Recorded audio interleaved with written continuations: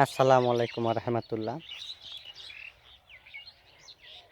সৃষ্টিকর্তার দান খোদা রব্বুল আলামিন সেই গাছগুলো, সেই টমেটো গাছগুলো যা আমি প্রায় ১-১.৫ মাস আগে একবার ভিডিওর আওতাভুক্ত করেছিলাম। সেই গাছ এখন ফলন হয়েছে মাশাআল্লাহ। এরকম ফলন বাংলাদেশের মাটিতে যে হয় মানে বিশ্বাসযোগ্য না, অবিশ্বাস্য। বাংলাদেশের মাটিতে যে এত সুন্দর ফসল হয় সেটা হচ্ছে অবিশ্বাস্য। মানে কি বলবো, ভাষায় প্রকাশ করা যায় না। দেখাচ্ছি, দেখে থাকেন। মানে এই যে টমেটোগুলো এখন দেখছেন এগুলো কাঁচা, এগুলা দ্বিতীয় পর্বের টমেটো। প্রথম পর্বের টমেটো গাছগুলো হচ্ছে যেগুলা এই সাইডে, যেমন আমি রোড দিয়ে হেঁটে যাচ্ছি, এই সাইডে এই যে টমেটো গাছগুলো দেখতেছেন, এটা দ্বিতীয় পর্বের টমেটো গাছগুলা। এই টমেটো গাছগুলো পাকতে হয়তো একটু বেশি সময় লাগবে। আর এই সাইডেরগুলো পরিপক্ক হয়ে গিয়েছে প্রায়।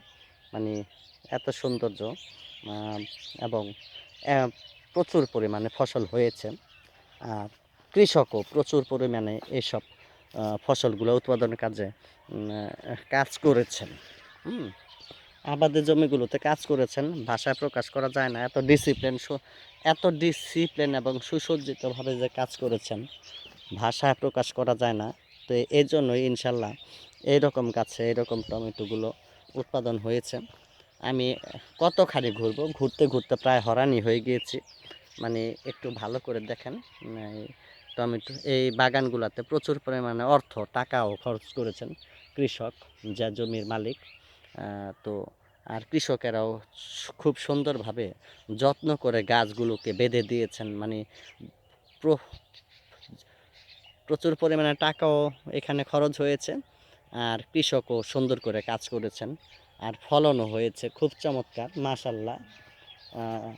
এত কিছু বলতে পারবো না, ভাষায় প্রকাশ করার মতো কোনো কিছু নাই যে এত সুন্দর হয়েছে। কিছুদিন পরে টমেটো বাগানের ভিতরে আরও আছে সূর্যমুখী ফুল গাছ। এই তো সূর্যমুখী চাষ করেছেন কৃষক কাছে, যে জমির মালিক যিনি এসব ফসলগুলো বপন করেছেন। এই যে সূর্যমুখী ফুল আসছে, এই যে দেখেছেন তো, এই যে সূর্যমুখী ফুল, হ্যাঁ, এই ফুল হবে অল্প কয়েকদিনের পরে। গাছগুলো বড় হয়ে গিয়েছে বেশ। এই যে সূর্যমুখী গাছগুলো, এই যে দেখেন, আমি একটু দূর থেকে দেখাচ্ছি। এই যে সূর্যমুখীর যে গাছগুলো, এই যে ফুলের ছড়া গুটি এসে পড়েছে। এই সূর্যমুখী ফুল অল্প কয়েকদিনের ভিতরেই হবে। মানে একটার পর একটা পর্যায়ক্রমে ফসল উৎপাদন হচ্ছেই, এর কোনো নিস্তার নেই, শেষ নেই। তো আমিও আপনাদের এই দৃশ্যগুলো একের পর এক পর্যায়ক্রমে মানে উপস্থাপন করার চেষ্টা করছি। আমিও কোনো দৃশ্যকে মানে আপনাদের চোখের অন্তরালে রাখতে চাই না, আমিও চাই সার্কুলার করে দেওয়ার জন্য। তো আমার কাছে খুবই পছন্দনীয় এই প্রকৃতি। আমি হেঁটে হেঁটে এই প্রকৃতিগুলো ছবি উঠাচ্ছি। এই যে সূর্যমুখী একটা ফুল ফুটে গিয়েছে, চমৎকার একটি ফুল ফুটেছে। এই ফুলটি আস্তে আস্তে আরও বড় হবে। তো অনেক সুন্দর এই ফুলগুলো, কেউ ছিঁড়বেন না। অনেকে যদি ঘুরতেও আসেন, এগুলা প্রাকৃতিক একটা সৌন্দর্য। এখানে এই ফুলগুলোকে ছিঁড়ার কোনো অনুমতিও নেই, আর গাছ থেকে ফুল ছিঁড়ে কোনো লাভও নেই। তো কাজে এই যে প্লিজ, কখনো যদি কেউ কোনো রাস্তার ধারে কোনো সূর্যমুখী ফুল দেখেন, এটাকে ছিঁড়বেন না। একটা গাছ থেকে একটা দুইটা ফুলই হয়ে থাকে। এটা হচ্ছে ওর মা গাছের একটা উপহার, প্রেজেন্ট, যে ও এক সময় এই গাছটি মারা যাবে, ও একটি ফুলই করে দেয়, উৎপাদন করে দেয়। এই ফুল থেকে আরও বীজ ওর ভবিষ্যৎ প্রজন্মের জন্য একটা ফুল করে দিয়ে যায়।